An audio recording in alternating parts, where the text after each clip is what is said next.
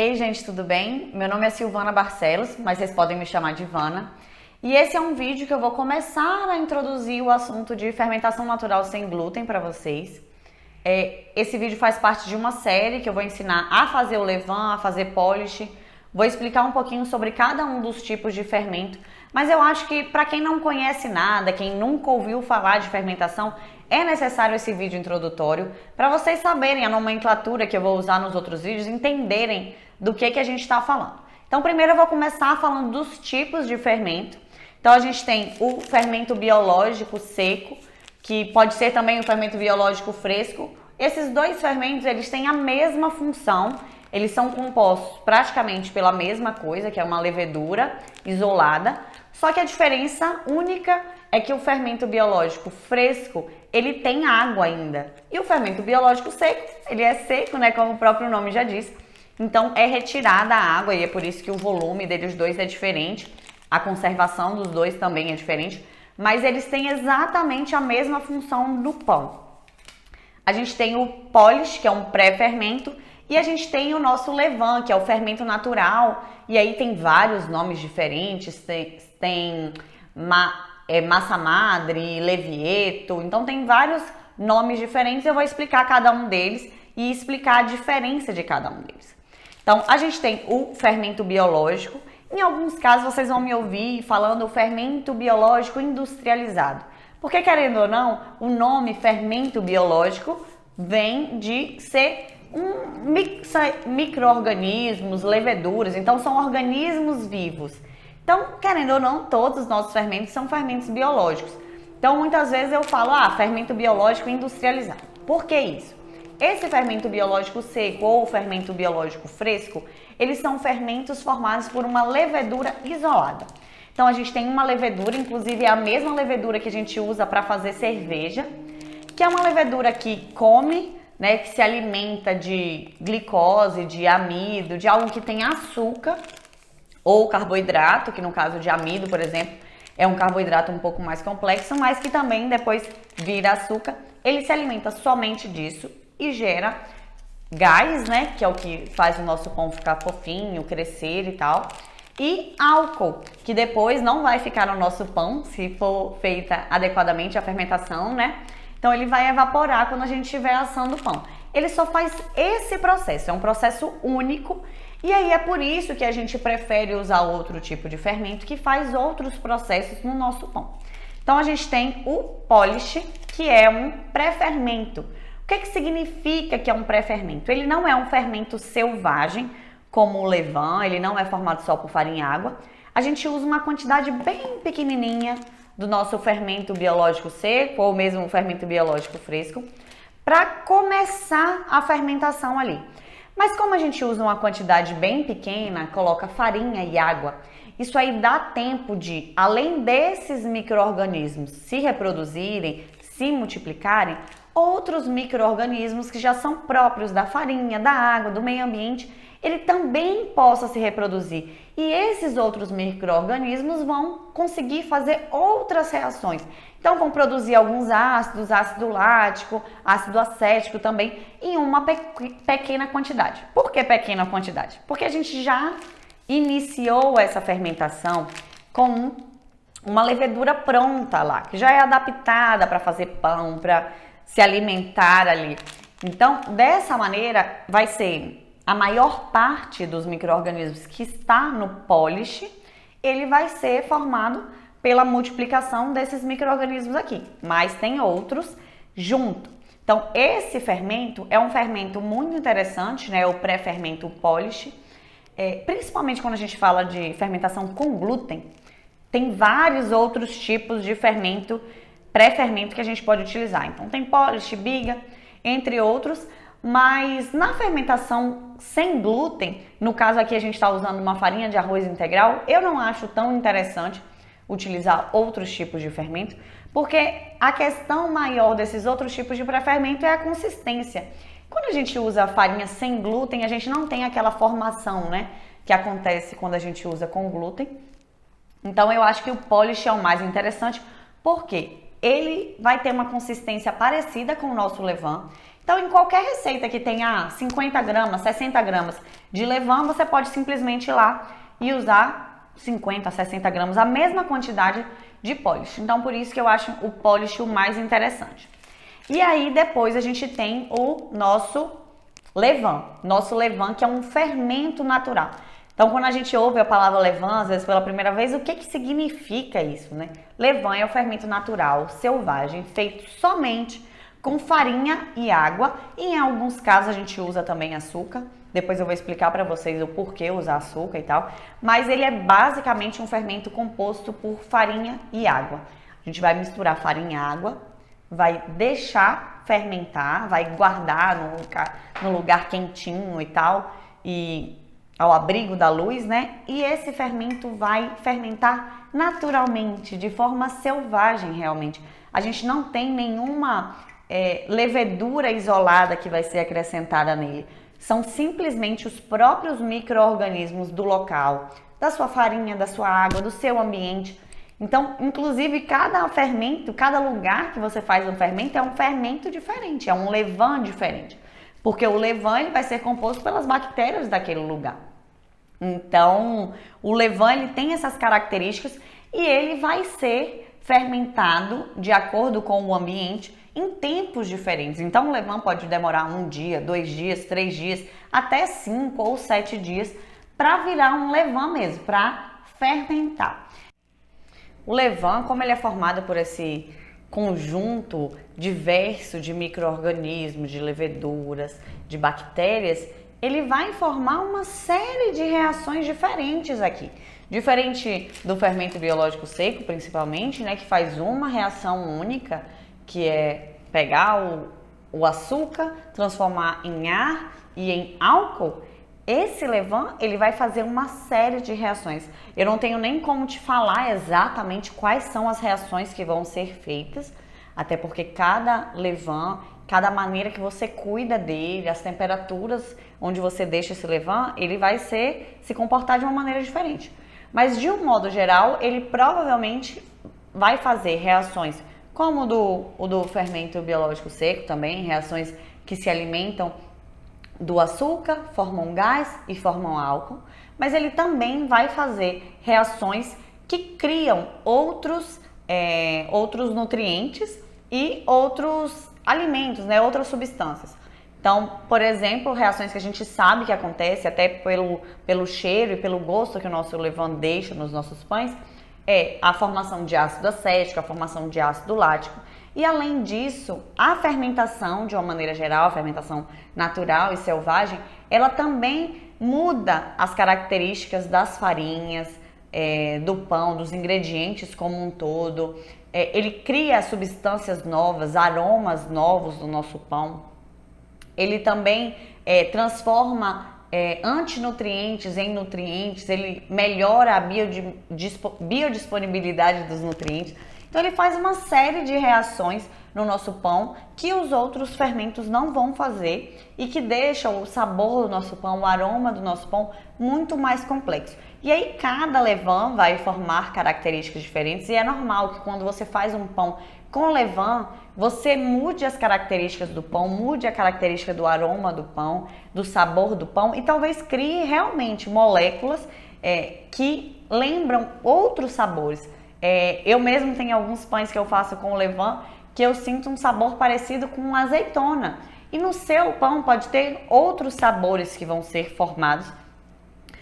Você também vai controlar esse levain se você achar, por exemplo, muito ácido ou muito lático. Você vai conseguir controlar esse levain de maneiras diferentes. Você vai administrar os ingredientes que você usa, a maneira como você alimenta, as temperaturas, para você conseguir criar o sabor que você deseja também. Mas o mais interessante do nosso levain é essa criação de sabores complexos e também a quantidade de reação. Como acontecem mais reações no nosso pão, mais carboidrato, mais açúcar é consumido com esse fermento. Então é um fermento muito interessante, é o fermento mais interessante. E apesar de muita gente acreditar que esse fermento é mais difícil de ser utilizado, na minha opinião, de certa maneira ele pode ser até mais fácil. essa questão da fermentação longa, se você trabalha, se você começa a fazer o pão e sai de casa, é interessante você ter um fermento que demora mais tempo. O levain você pode tranquilamente começar a fazer o pão num dia, deixar ele fermentar um pouco. Na hora de assar, se você tem um compromisso, não vai poder assar, você coloca o pão na geladeira, então é muito tranquilo. E você até, de certa maneira, consegue fazer isso com os outros fermentos, com o fermento biológico seco, até você pode até fazer isso, mas o sabor desse pão não vai ser o mesmo.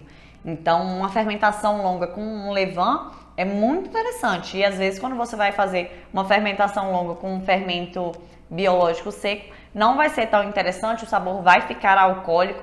Você pode ter resíduo de álcool ali mesmo, né? Não só o sabor, talvez nem todo ele evapore no forno.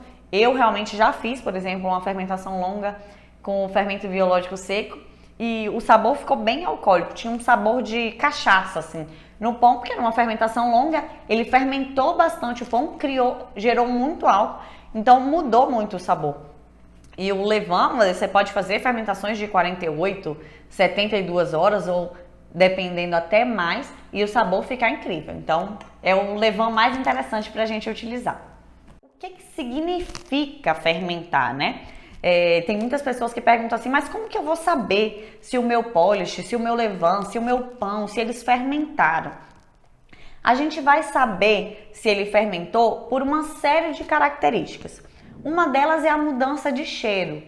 Mas essa mudança de cheiro não é tão fácil de identificar, principalmente no início. Quando você está começando a fazer pão, você não consegue identificar tão bem. Mas eu sempre acho interessante quando você já está começando, você já cheira, logo que você fizer farinha e água, cheira o seu fermento para ver qual que é o cheiro. E depois você vai cheirando para você, com o tempo, ir percebendo essa mudança do cheiro do fermento, que é bem interessante, principalmente quando a gente está fazendo pão. Mas o sinal mais característico da fermentação, que é o sinal que a gente quer, é o aumento de volume e a formação de bolhas, a formação de ar lá dentro. Então você consegue observar, você pode fazer marcações no seu potinho, onde você tiver feito o seu fermento, né? Você faz as marcações para você ver quanto que ele aumentou. E mesmo se você não fizer marcação, eu mesmo que já faço fermento há bastante tempo, eu não faço nenhuma fermentação, nenhuma marcação, desculpa, para verificar quanto que ele aumentou, quanto que ele subiu da minha marcação, eu realmente não faço, porque para mim, se ele está formando as bolinhas, eu já sei, de acordo com a quantidade de bolhas também, se ele já fermentou bem e de acordo com o tempo também que ele ficou e a temperatura que está no meu ambiente, se ele já fermentou bem, se eu já posso utilizar. Então, a gente precisa observar esse levain ou esse polish ou o pão que seja que a gente está fazendo em relação às bolinhas que estão sendo formadas. E uma coisa que é muito importante, que é de certa forma um mito assim na fermentação, é que algumas pessoas que fazem levain falam assim, você precisa que o seu levain tenha dobrado de volume, triplicado de volume para você utilizar no seu pão, para você fazer o seu pão, né? Isso não é verdade. A fermentação realmente, você precisa que ela já esteja dando bolhas, né? Que já esteja sendo formado ar, para você dizer que eu posso usar aquele fermento está ativado, então você vai poder utilizar no seu pão. Mas você não precisa que tenha dobrado ou triplicado de volume para você poder utilizar. Por que isso? Quando a gente fala de fermentos que utilizam farinha com glúten, aí é outro caso, tá, gente? E aí realmente você consegue medir melhor essa questão se multiplicou por 2, multiplicou por 3 o volume. Quando a gente está falando de um fermento sem glúten, isso vai variar muito de acordo com a farinha que você está utilizando. Aqui a gente tem uma farinha de arroz integral, mas você pode fazer o levain com diversas farinhas diferentes. Você pode fazer levain com farinha de milho, com farinha de coco, com farinha de amendoim, farinha de amêndoa, qualquer farinha diferente. Então isso aí vai variar de acordo com a sua farinha, com a quantidade de líquido que a sua farinha absorve, com a quantidade de líquido que você colocou no seu levain também, porque as farinhas sem glúten, ela não tem aquela propriedade tão própria do glúten de conseguir deixar tanto ar lá dentro dela. Então, às vezes, você está formando ar, mas um pouco daquele ar tá escapando também. E a quantidade de água fica evidente, assim, que é muito diferente. Dependendo da quantidade de água que você colocar, o seu levain vai conseguir crescer mais, porque ele vai conseguir prender mais esse ar. Dependendo da quantidade de água que você colocar, ele vai crescer menos. Então, isso não é um problema, não se prenda a isso, não se preocupe. Ah, o meu levain não triplicou, não duplicou de tamanho. Não se preocupe com isso. Nas aulas específicas, né, nos vídeos específicos que eu vou explicar sobre o polish e sobre o levain, eu vou mostrar para vocês como que o meu levain cresceu, o quanto que ele cresceu. Para vocês eu vou mostrar, inclusive, a marcação. Então, vocês vão conseguir observar. Então, não se prendam a isso, não se prendam ao quanto aumentou. Fermentação significa, basicamente, né, o que você vai conseguir observar, o que você vai conseguir sentir é mudança de cheiro e aumento de volume e formação de bolhas. Uma outra nomenclatura que a gente vai utilizar muito quando a gente estiver fazendo o nosso levain é alimentar o levain ou alimentar o polish, que seja. Alimentar significa acrescentar alimento, acrescentar farinha e água. O nosso levain, ele se alimenta de carboidrato ou de amido, de açúcar, né? Então, a gente alimenta ele com farinha e com água, porque também vai acrescentar os micro-organismos, e para você manter aquela mesma consistência. Então, alimentação significa isso. Alimentação significa isso. Você colocar farinha e água no seu fermento. Mais um conceito que eu queria explicar para vocês é o conceito de descarte de levain. Eu tenho aqui um potinho de descarte de levain e esse descarte de levain eu vou continuar utilizando esse nome porque é o nome que é utilizado há muitos anos e principalmente quando a gente fala de fermento natural com glúten, as pessoas já têm o hábito de descartar realmente essa partezinha do levain que a gente não está utilizando. Na minha opinião, isso é um absurdo tamanho, porque o seu levain é simplesmente farinha e água e micro-organismos. Você pode fazer uma série de receitas com isso. Eu faço, por exemplo, biscoito, faço bolo, faço panqueca. Tudo que você colocaria farinha e algum líquido, você pode substituir uma parte dessa farinha e desse líquido pelo seu levain, pelo seu excesso, né? O descarte de levain, na verdade, é um excesso de levain. Então, existem infinitas receitas diferentes. Você não precisa necessariamente procurar na internet uma receita para usar o seu descarte de levain. Você simplesmente pega uma receita que você já faz, que utiliza farinha e líquido, e você substitui uma parte dela pelo seu descarte, pelo seu excesso de levain. E por que a gente gera esse descarte de levain? Dependendo do tempo que você demora para fazer o seu levain, pode ser que no tempo em que você está fazendo, você vê que ele já está se multiplicando demais, você demorou alguns dias para ele ficar pronto e ele ficou muito grande. Eu até, quando eu ensinar a fazer o levain para vocês, vocês vão ver que eu ensino de uma maneira que você usa bem pouco, então provavelmente durante o tempo que você está fazendo o seu levain, você nem vai ter descarte. Mas em alguns métodos você pode ter realmente necessidade. Eu tenho 200 gramas de levain já. Se eu for alimentar ele inteiro, lá no final, tá, gente? O levain já tá pronto. Eu vou alimentar com mais 200 e com mais 200 gramas de farinha e mais 200 de água. Isso vai virar 600 gramas de levain, vai ser muito. Então, você não quer fazer isso, então você pode alimentar uma quantidade menor. Eu faço sempre isso.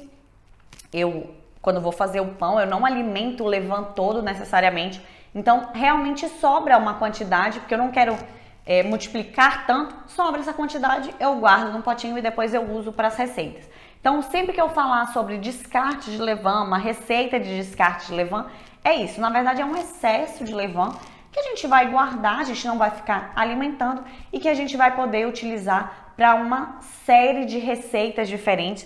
E é muito bom, é muito interessante, inclusive, utilizar esse excesso, esse descarte de levain em outras receitas, porque ele traz um sabor de fermentação que é muito interessante. Então, espero que tenha sido proveitoso para vocês. Espero que tenha sido proveitoso para vocês, né, a gente falar sobre esses tipos diferentes de fermento. E aí eu vou ensinar para vocês nos próximos vídeos como que a gente faz um polish, como que a gente faz um levain, como que a gente utiliza, cuida. Vai ter uma série de vídeos aqui Se você tiver qualquer dúvida, vai deixando aqui nos comentários, porque aí à medida que eu for gravando os outros vídeos, eu também já vou esclarecendo suas dúvidas. Tá bom? Muito obrigada e até o próximo vídeo.